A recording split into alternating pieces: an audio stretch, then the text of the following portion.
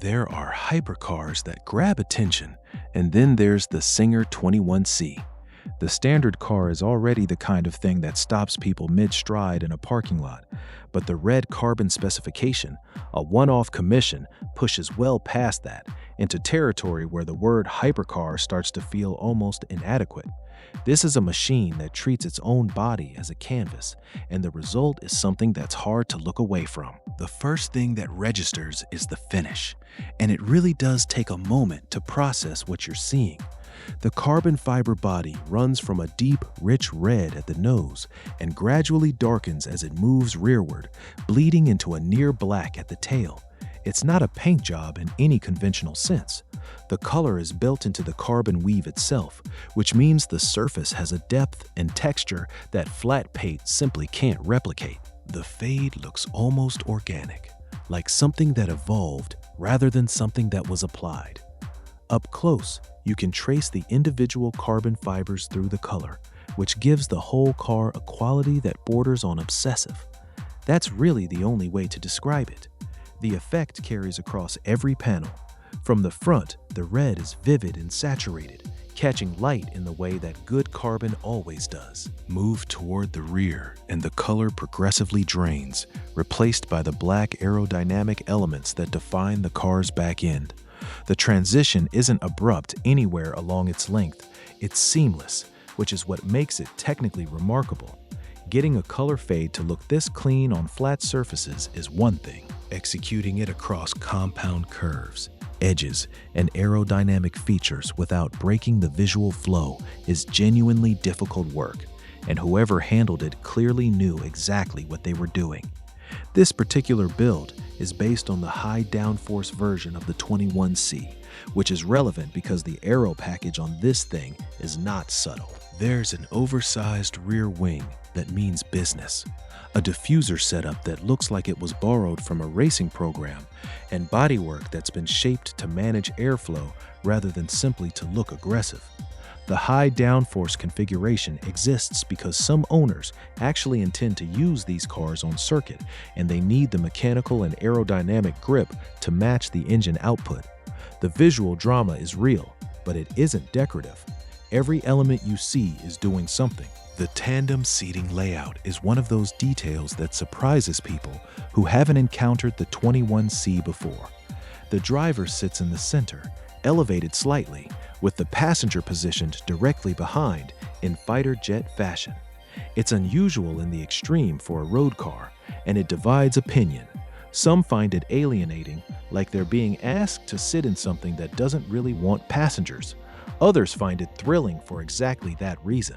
What it undeniably does is keep the cockpit narrow, which has real aerodynamic benefits, and it puts the driver in a position that feels unlike anything else in a road car. There's a sense of being at the center of the machine rather than offset to one side, and for drivers who spend serious time on track, that feels right. The powertrain is a hybrid arrangement, pairing a twin-turbocharged V8 with an electric motor system. Combined output around 1,250 horsepower. That figure is large enough that it starts to lose meaning in isolation. What matters more is how the power is delivered, and here, the hybrid setup earns its place. The electric components contribute low-end responsiveness that a pure combustion setup of this type often struggles to provide. The result is that the acceleration feels relentless from the moment you open the throttle, rather than building toward its peak in a way you have to manage around. On circuit, that makes a meaningful difference to lap times. On the road, it makes the car feel more immediate and alive than its numbers alone would suggest. Weight is kept down by leaning heavily on carbon fiber throughout the structure, supplemented by aluminum and titanium in areas where each material makes more engineering sense than the alternatives. The power-to-weight ratio sits in territory that justifies the car's track record performances, and this is a car with an actual track record, not just claimed numbers. The 21C has put in fast laps at Laguna Seca, done serious work at the Circuit of the Americas, and made an impression at Goodwood. These aren't marketing appearances. The times are real, and they reflect a car built to perform rather than built to look like it performs. The manufacturing story is worth understanding properly because it's central to what Czinger is actually trying to do. The company, based in California, uses additive manufacturing, 3D printing in plain language, for a significant number of structural and performance-critical components. This isn't a novelty or a talking point. The reason it matters is that 3D printing allows engineers to create internal geometries and structural forms that conventional machining and casting simply cannot produce. You can build a component that's strong exactly where it needs to be strong and light everywhere else, with internal lattice structures that no subtractive manufacturing process could achieve. Applied at scale across a vehicle's architecture, those savings compound into something meaningful for performance and dynamics. What this means in practice is that the 21C occupies a slightly unusual position in the hypercar landscape. It's not just expensive and fast. Both of those things are true, but they're also true of quite a few cars. What makes it different is that the engineering underneath it is doing something genuinely new. The manufacturing approach, the packaging choices, the aerodynamic priorities, these all reflect a company that isn't building its cars the way hypercar companies have traditionally built their cars.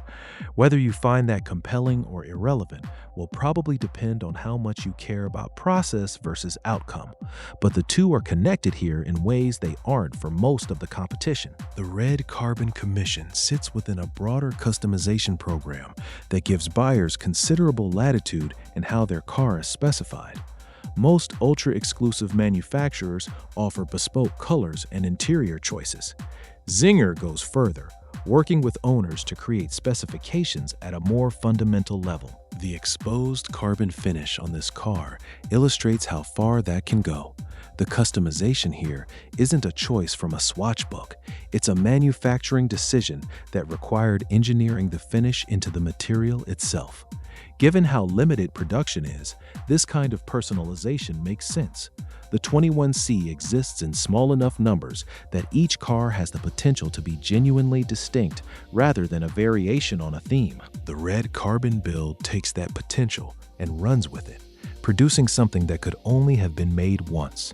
Another example with the same fade, even executed identically, would read differently depending on the body it was applied to, the lighting conditions it was seen in, the specific carbon weave pattern of those particular panels. Stepping back from the details, what strikes you about the Red Carbon 21C is how unified it feels as an object. Hypercars often struggle with a coherence problem. Aggressive styling bolted onto impressive engineering, with the two existing in parallel rather than informing each other. Here, the exposed carbon finish connects the visual identity directly to the manufacturing philosophy. The thing you're looking at is the thing that makes the car go fast. The form and the function are the same material.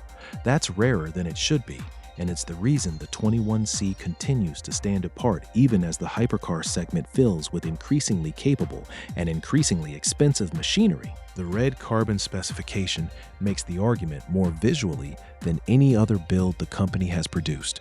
It's extreme, it's deliberate, and it's built with a level of craft that rewards close inspection rather than fading on it. In a category where spectacle is taken for granted, that matters more than most people expect.